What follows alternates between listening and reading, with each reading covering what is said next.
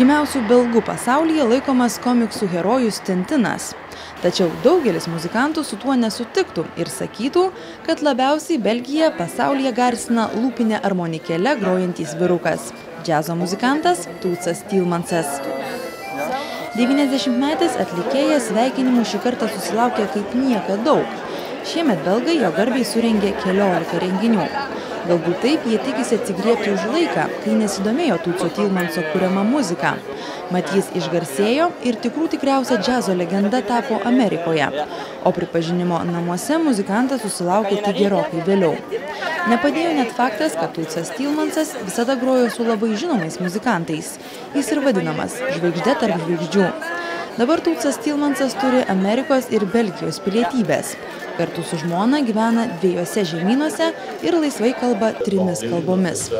Tačiau savo šaknų muzikantas nepamiršo, tvirtina Briuselio meras, kurį su Tootsu Tielmansu sieja ne tik tolima giminystė. Quand on est ensemble, on parle le dialecte local, il n'a aucun problème avec ça. Et je me rappelle, j'étais parlementaire européen à Strasbourg, il est venu, et on a parlé bruxellois entre nous, et on était très heureux tous les deux.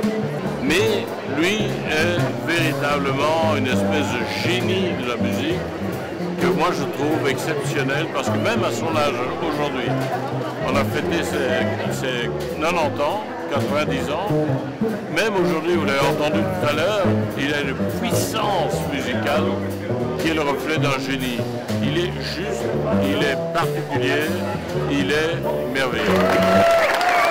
Tausodamas sveikatą, 90-metis muzikantas interviu jau nebedalyja, tačiau vis dar neatsisako koncertuoti. Didžiausia jo gyvenimo meilė išlieka džiazas. Šį kartą Tootsas Tielmansas groja tik kviestiniai publikai, tačiau dar prieš kelis mėnesius jis rengia anšlaginius atsisveikinimo koncertus visoje Belgijoje. Ir nors džiazas nėra plačiai klausoma muzika, džiazo scena Belgijoje itin gerbiama. Ir visų pirma, tai šio atlikėjo nuopelnas.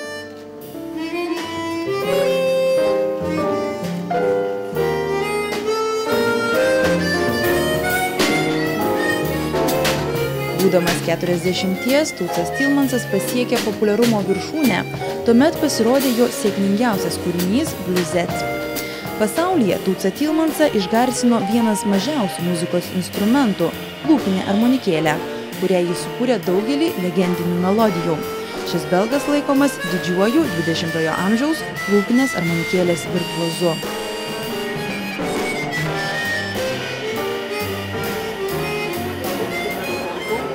Mais c'est Honor, la marque d'harmonica avec qui il travaille depuis des années, parce qu'il est quand même un des ambassadeurs importants de l'harmonica, qui a, à un moment, fait des tout petits, qui jouent. Il y a moyen de jouer. Joue un peu, Max. Voilà, ma chaîne est trop petite pour... Et donc voilà, ce sont des vrais harmonicas, mais tout petits bijoux, et à chaque fois que je le vois, je le mets. Il se rendait compte qu'il ne voulait rien faire d'autre, que tout le monde disait qu'il avait une carrière. Et un jour, je le vois encore, il disait à papa, regarde ce petit instrument ici, cette musique. Je vais tous les battre, je vais être le plus fort.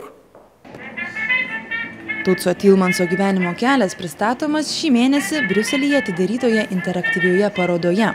Svarbiausi muzikanto gyvenimo etapai eksponuojami didžiulėse batų dėžėse. Tokia idėja parodos kūrėjams kilo sužinojus, kad vaikystėje Tootsas Tielmansas bandė groti batų dėžę, manydamas, kad tai akordeonas. Vėliau tėvai jam nupirko šį tikrą instrumentą. I really like it that we don't do it when he's not among us anymore. So I really like the fact that we do it now and that he can be here like tonight and that he still can play for us and that he can enjoy the people who are, that he can enjoy the attention and that we do it in honor of him, but still being with us. Sometimes I think an exposition is held too late when people already are not there anymore. So I think we're still in time. Būdamas vos 25, Tootsas Tielmansas pirmą kartą nuvyko į Ameriką. Netrukus persikėlė ten ir gyventi. Tačiau užkariavęs neonu šviečiančio Niujorko džiazo sceną, muzikantas grįžo į Belgiją ir neslėpė esantis tikriausias belgas.